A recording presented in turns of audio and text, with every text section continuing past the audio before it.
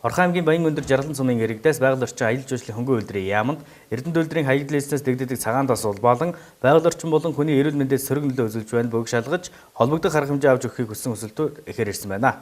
Тиймээс байгаль орчин аялал жуулчлалын хөнгөн үйлдвэрийн яамны ажлын хэсэг Эрдэнэ хотод ирж үндсэн 3 чиглэлээр Эрдэнэ үйлдвэр дээр ажилласан байна. Тиймээс өнөөдөр ажлын үргэлжлсэн дүгнэлтийг Эрдэнэ үйлдвэрийн удирдлагууд болон олон нийтэд тайлглалаа. Байгаль орчин аяж жуулчлалын хөнгөн үйлдвэрийн яамны ажлын хэсэг Орхон аймгийн засаг даргын орлогч, байгаль орчин аяж жуулчлалын газар, мэргэжлийн хяналтын газар, Цэлэнгийн голын сав газар, Монгол улс төрийн өмчит газруудын усны мэргэжилтнүүд, нийгмийн эрүүл мэндийн газрын үндэсний төвийн удирдлагуудтай хамтран Эрдэнэ үйлдвэр дээр шалгалт хийж ажилласан байна. Уг ажлын хүрээнд гарсан үргэлжлсэн дүгнэлтэд өнөөдөр олон нийтэд тайлагнаж байна. Ус ашиглалтын чиглэлээр хаягдлын далангийн цагаан төсөв бууруулах чиглэлээр гэсэн 3 чиглэлээс сайдын тушаал гарч ирж үйлчлэгээ явуулсан байгаа.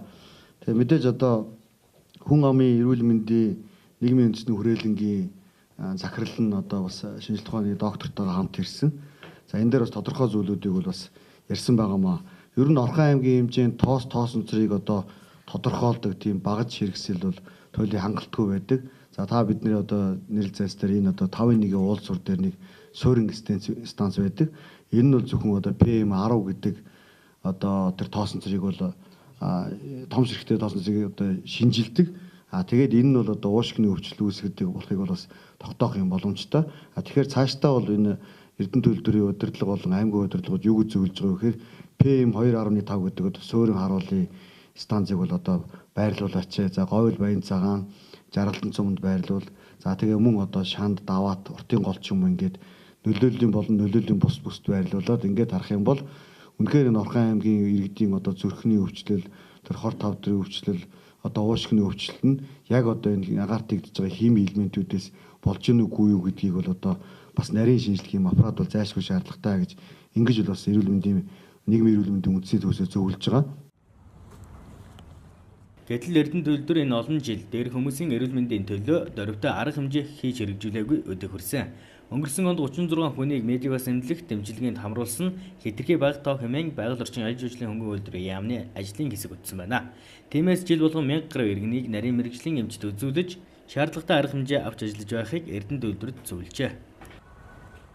За цагаан тоосноос хүний эрүүл мэндэд яг ямар нөлөө үзүүлсэн бэ гэдгийг тогтооцсон юм бас байдгүй юм байна. Тэгэхээр энэн дээр бас Эрдэнэ үйлдвэр бас хойр хандаж байна. Сайн ажиллаад энэ ч одоо үнэхээр аж ахуй нэгж өөрөө энэ манай үйл ажиллагааны улмаас хүний эрүүл мэнд хүрээлэн орчинд ийм нөлөө үзүүлж байгаа юм байна гэдгийг судлаад тогтоогоод хүнд танилцуулаад хэлээд үнэхээр нөлөө үзүүлж байгаа бол тэрийг нь сааруулах, бууруулах, урьдчилан сэргийлэх арга хэмжээ юу байх ёстой гэдгийг эдгээр санаачлаад хийж явах ёстой.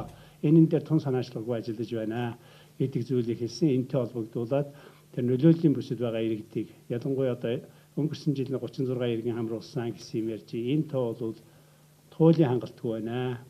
Энд бол дор хаяж 1000 хүн жилд хамруулах ёстой. Тэр хамруулсан хүн бол жилд нэг удаа биш тогтмол байгаад тэнд нөлөө яаж үзэгч байгааг жилд одоо эзлэгт хамруулад ингээд тодруулах ёстой гэдэг зүйлийг хэлсэн. Нөлөөлийн бүс нэг 100000 орчим хүн буюу Говьл баг, Баян цагаан баг, Жаргалан цумын нөлөөллийг тооцоод 10 орчим мянган хүн гэхэд энээс 10%-аас багагүй гэхэд 1000 хүн бол жилд хамруулах шаардлагатай гэдэг зүйлийг бид нэр ярьлаа. Ингэж байж үнэхээр одоо энэ нөлөө байгаа эсхийг байгаа бол байгаа гэдгийг гаргаж хэлэх ёстой. Байхгүй бол байхгүй гэдгийг хэлэх ёстой.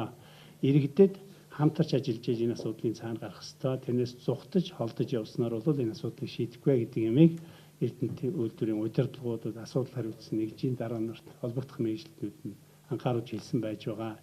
Шинэ байшилтай холбоотой энэ асуудал бол өөрөө нэлээд Цагаан тосны эсрэг Эрдэнэ үйлдвэр олон туршилтыг өнгөрсөн хугацаанд хийсэн байдаг. Гэвч үр дүн тодорхой гараагүй юм. Харин өнгөрсөн жил химийн бодис ашиглан царцаах туршилт нэлээд үр дүнтэй байсан учраас тус үйл ажиллагааг цаашид илүү өргөн цар хүрээтэй хэрэгжүүлэхийг богино хугацааны ажлын төлөвлөгөөнд тусгаж ажиллахыг ажлын хэсэг зөвлөжээ. Харин урт хугацаанд авч хэрэгжүүлэх ажлын чиглэлийн учир шин далангийн газрын асуудлыг яаралтай шийдэхийг зөвлөжээ. Учир нь одоо ашиглагдаж буй хаягдлын далангийн ашиглагдах хугацаа дуусах төгөж байгаа учраас хаягдлын далангийн хаалтын төлөвлөгөөг одооноос боловсруулах шаардлагатай ажээ.